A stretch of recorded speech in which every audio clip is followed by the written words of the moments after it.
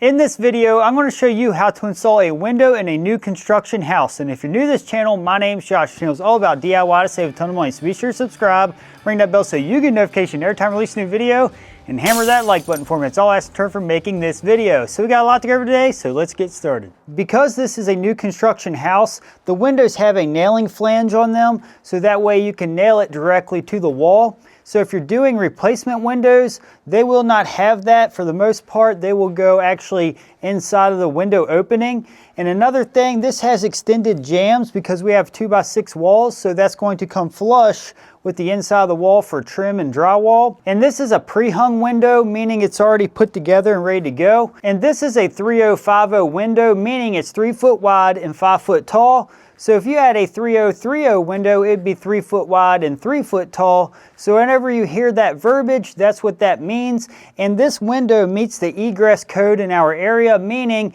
that there is a proper fire escape for the dimensions in order to pass code. So you definitely want to make sure you check on that before ordering your windows. So we're going to install this window right here. So let's get started. Since this video is on how to install windows in a new construction house, I thought it was appropriate to show you how to cut out the opening. And we want to make sure we use this house wrap to wrap the inside of the framing. It's going to help increase the likelihood of water not coming in contact with the wood.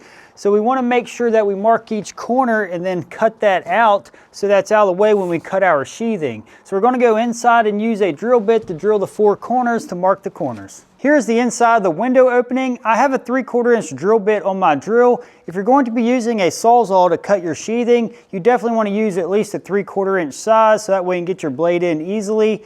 Now we're going to be using a router, so we don't actually need a drill bit this large because it's a flush bit and it's just going to trace around the framing. I'll show you that here in a minute. So for now, we're going to mark each corner with our drill bit.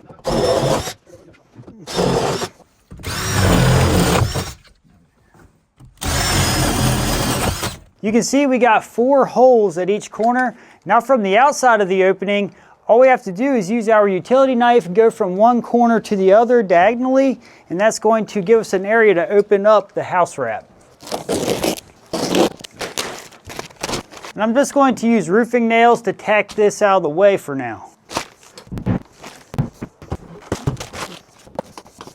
Here's where you could either use a sawzall with a wood blade on it to cut out the sheathing, or you can use a flush bit router and then follow the framing. I'm going to go with the flush bit router. It does a much better job than the sawzall, but the sawzall is fine as well. So whichever one you have on hand, that's what I would use. If we were installing the windows in a second story and had to cut the windows out from the inside, then we'd use the sawzall with the long blade on it. But because we're here on a porch where we can get the outside easy, then cutting it out from the outside is much better. When using a router to cut out the sheathing, be sure to wear a respirator because it does throw up a significant amount of dust. The sawzall method creates a fraction of the dust that this router creates, so that's something to keep in mind. But you can see it traces right around the framing with no problem, so it's definitely a better way to cut it out for a nice clean cut. So you can see that's a nice clean cut out window opening. Now that I have the sheathing cut, I'm going to fold the house wrap on the inside of the opening and then tack it into place, then cut off the excess. With this top piece of house wrap, we're actually just going to cut it off just about 3 inches from the opening itself because we're actually going to fold that over the window after it's installed.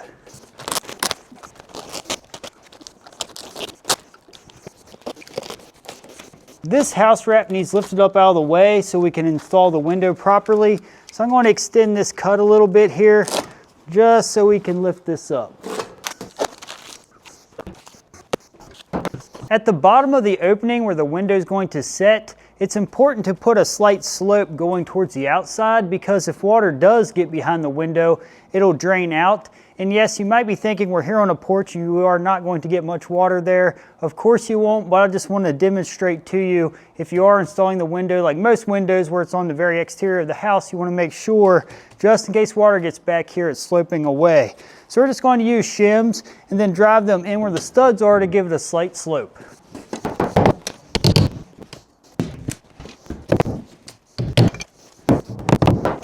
All right, you can see we now have a slight slope at the bottom of the window opening. I'm now going to flash the bottom of the window opening. This is a very important step because if water does get in behind the window and lands on the sill, then you're going to have rot if you do not flash this over time. Even if you have a slope, it ain't going to help much if the water still absorbs into the wood. I have two different widths of flashing tape here. I got the 6-inch, and this is made by Frog Tape, and I got the 4-inch, and this is also made by Frog Tape. And the reason why I have two different widths here is because I'm going to use the 4-inch to start in the back, and then the 6-inch to finish up and then stretch over the corners, so that way we have a great seal here along the bottom. Now when we run this tape, we want to go 6 inches up each side. So I'm going to get a length to them and then cut them. You could simply get the measurement of the opening, then add a foot to it, then cut it to that length. Make a little mark here on the house to pull it to.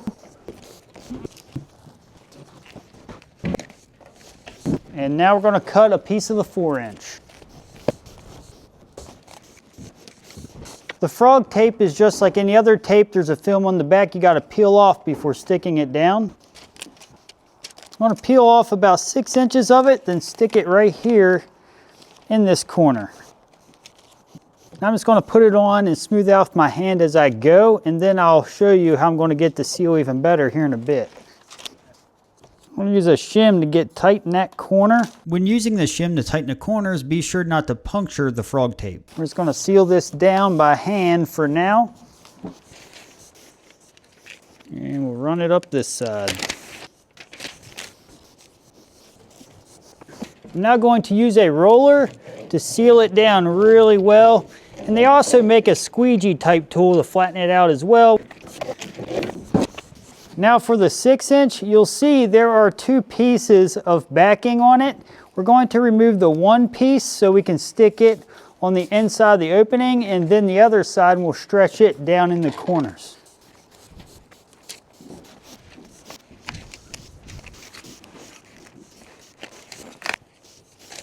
I'm going to stick this right to the edge of the opening. And I like to peel the back off as I go. You could peel it all off at once, but this stuff is so sticky, it's almost a high-risk thing to do. Right, go ahead and roll that on. I'm now going to remove the backing off this piece and then fold it down, then stretch it down in these corners. I'm now going to take this and just fold it down nice and tight and stretch it over. You will notice when working with this stuff that it does flex easier when it's warmer out. Like this side, you can see it stretch much better just from the sun hitting it for just a split second. So that's something to keep in mind when working with the Frog Tape. Now I'm going to roll that to get a good seal. We now have a nice waterproof bottom, so if water does get on this bottom, it's going to seal really well. Because these windows have a nailing flange on them, they oftentimes are shipped with a board at the bottom. Typically a Phillips screw on each end. Take that out and the window's ready to go. To address around the edge of the window, I'm going to use window and door sealant, and it's going to go on this side, the top, and this side before placing the window. And when you're placing the sealant, you want to stay relatively close to the opening, because if you get too far away from it, it won't come in contact with the vinyl. When I say vinyl, I do not mean the vinyl siding. I mean the window, because the window is constructed out of vinyl, and you can see we have a nice thick bead of sealant right around the edge, and that's going to make sure that we are airtight around the window, and the flashing tape later will improve this. Before setting the window in the opening, I'm going to take two shims and place the thickest side of them to where they are out like so, and that's going to lift up our window enough to be able to put insulation in the bottom after the window is set. If you place the window down tight, it's difficult to be able to insulate under the window properly. We're going to set the window in the opening, and after we set it, he's going to go on the inside to make sure we are center of the opening. We always like to place the bottom in first, and then stand it up. Go all the way in, and as I hold it, he's going to go inside and make sure we are center, and then we're going to use our level to plumb it up. All right, he's holding the window from the inside, but I'm still going to kind of hold it here.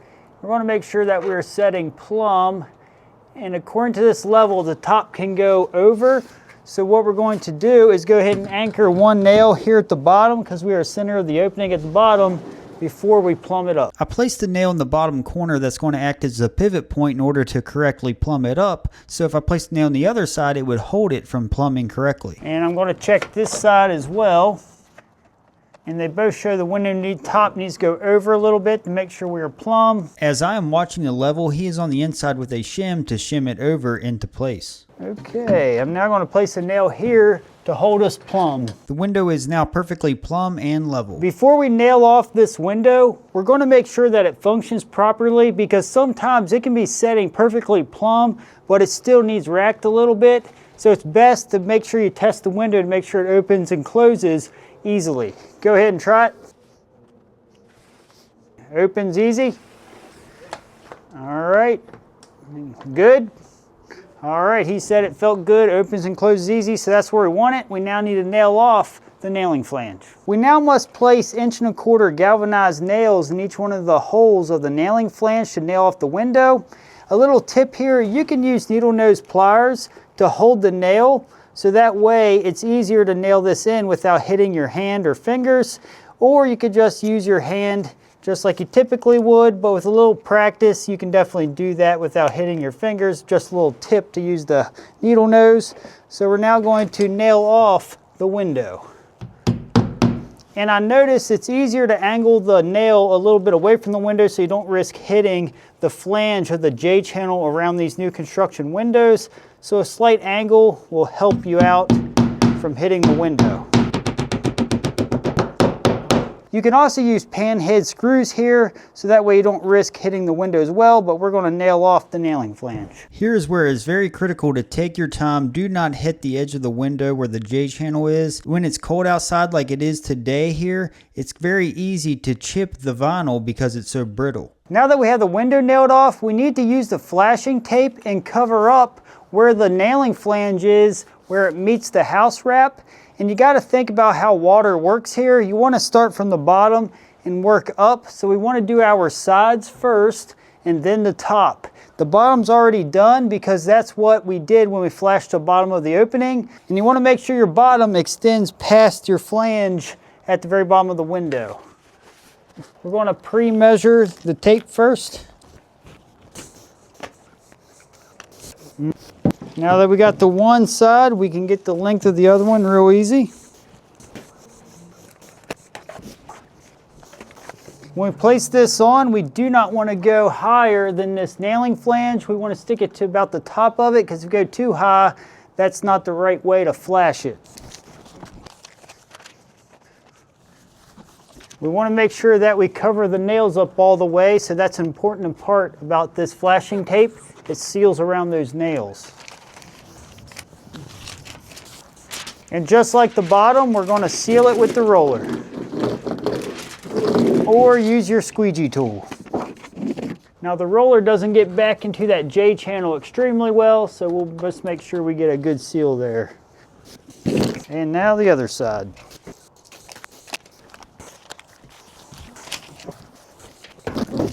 Here at the top, we just got to run this from one side of the tape to this side of the tape and go straight across, and we're going to put it right up against the wood in this case, and then flip over the house wrap. And actually, I wanted to cut this corner up a little bit further.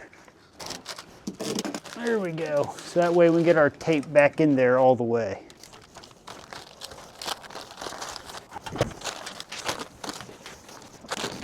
We can now place the house wrap back over the flashing. And as you can see here, we can cut some more of this off here. Then to finish this off, we're going to place about 6 inches of flashing tape here on an angle at each corner.